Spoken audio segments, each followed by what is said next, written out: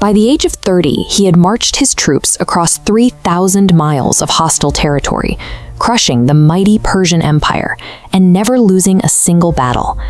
Alexander of Macedon pushed his men to the absolute edge of the known world as the ultimate undefeated conqueror. But the people he supposedly encountered next preserved a very different version of events. Ancient Sanskrit texts and manuscripts from the period contain absolutely zero mentions of Alexander, his army, or his invasion.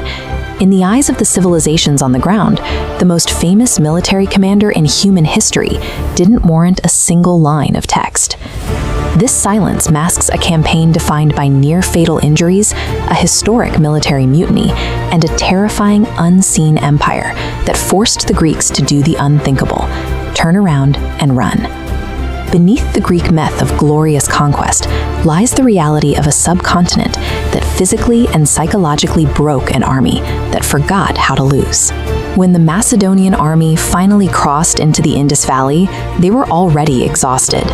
They had been marching and fighting for nearly a decade, and the harsh, unfamiliar terrain of the subcontinent offered no relief to the drained soldiers. Their leader was also physically battered. Alexander insisted on leading from the front, and his body bore the brutal reality of ancient warfare.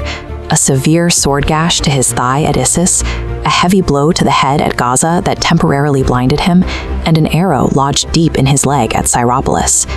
This battered, exhausted fighting force pushed forward, finally arriving in the Punjab region in 326 BCE to face a local ruler named King Porus for their ultimate physical test. At the Battle of Hydaspes, the Greeks encountered a weapon that completely disrupted their combat tactics: massive Indian war elephants. These animals charged directly into the tight Macedonian phalanx, trampling soldiers underfoot and snapping their heavy wooden pikes like twigs. Alexander technically won the engagement. However, the sheer physical trauma of fighting armor-clad elephants left a permanent scar, fracturing the morale of his previously unstoppable army. As they advanced into the Salt Range, the Greeks met local rulers who seemed almost mythological. A king named Sophytes towered over the Macedonians at well over 6 feet tall, presenting a striking and intimidating physical presence. To impress his new invaders, Sophytes offered a bizarre and brutal tribute. He threw 4 giant, locally bred Indian dogs into a sandy arena to fight a full-grown lion to the death, proudly showcasing the sheer ferocity of his kingdom's resources. Then came a strange political exchange. Sophytes officially surrendered his territory to Alexander. In return, Alexander immediately handed the entire kingdom right back, preferring to secure Sophytes as a loyal vassal rather than risking another costly, protracted war. This arrangement triggered a strange cultural blending in the region. Local mints began producing silver coins stamped with a distinctly Greek profile, but bearing the name of Sophytes. For the ordinary Macedonian soldier, these surreal encounters were deeply unsettling.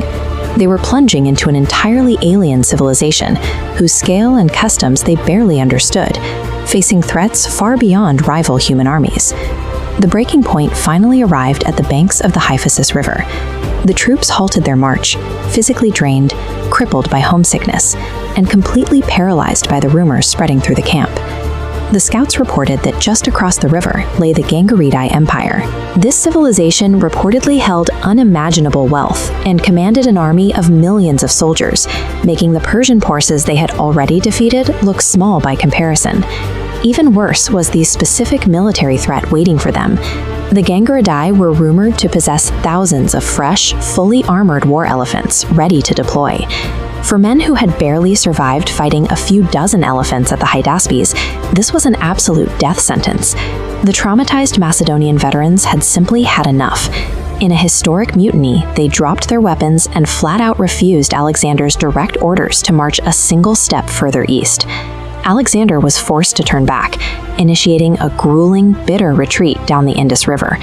The journey became a bloodbath, culminating in the siege of Maurya, where Alexander was shot in the chest with an arrow and nearly died on the spot.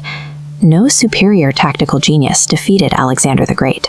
His campaign was simply swallowed by the overwhelming scale of the Indian subcontinent and the absolute limits of human endurance. To the massive, ancient civilizations of India, Alexander appeared as a highly destructive, temporary border raider who showed up, caused chaos, and retreated. He was a violent nuisance on the fringe, not a world-shaping conqueror worthy of their history books. But that brief raid had a massive unintended consequence. As his army tore through the Punjab region, they systematically shattered the established, stable local kingdoms. When the Greeks finally retreated, they left behind a massive, destabilized power vacuum in the northwest of the subcontinent. Almost immediately, a young Indian leader named Chandragupta Maurya swept into this void. He expelled the remaining Greek garrisons and absorbed the shattered territories to unify the region under his own banner.